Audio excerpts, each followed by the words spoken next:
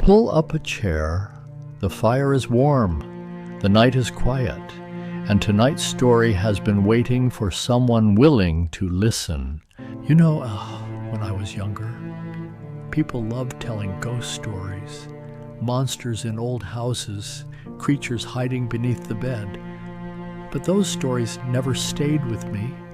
The ones I remembered, the ones that still visit me on quiet nights, were different because they happened in places that should have been ordinary: a campsite, a fishing boat, a lonely highway, a mountain trail, and the people who lived through them never claimed to know what they'd seen. They simply described it as honestly as they could.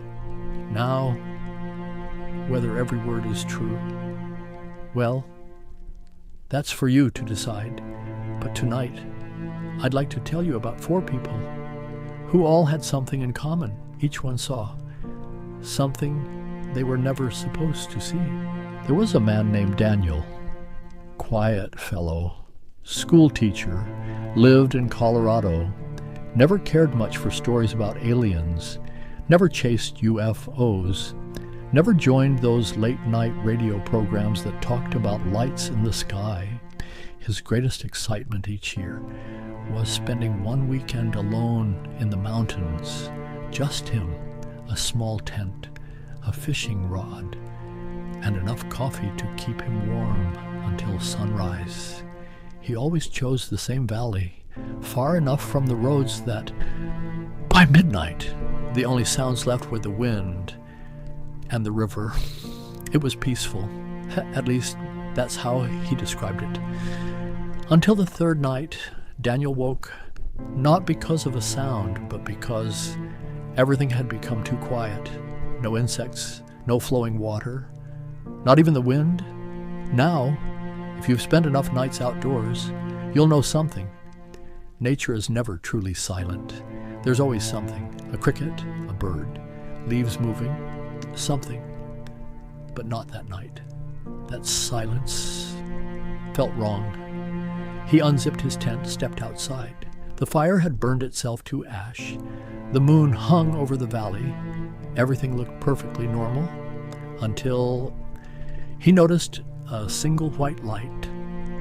Not above him, not flying, standing, as if light itself had chosen one spot on the mountainside and refused to leave. He guessed it was a hiker, maybe someone carrying a flashlight. But then it moved, not across the ground, not through the air. It simply appeared 20 feet farther up the mountain without crossing the space between. Daniel blinked. The light remained. Another pause, another impossible movement, then nothing. Gone. Just like that. He stood there for nearly an hour, waiting, listening, wondering whether exhaustion had finally caught up with him. Eventually, he returned to his tent. The next morning, he packed his gear, checked his watch, and frowned. According to his phone, it wasn't morning, it was almost noon.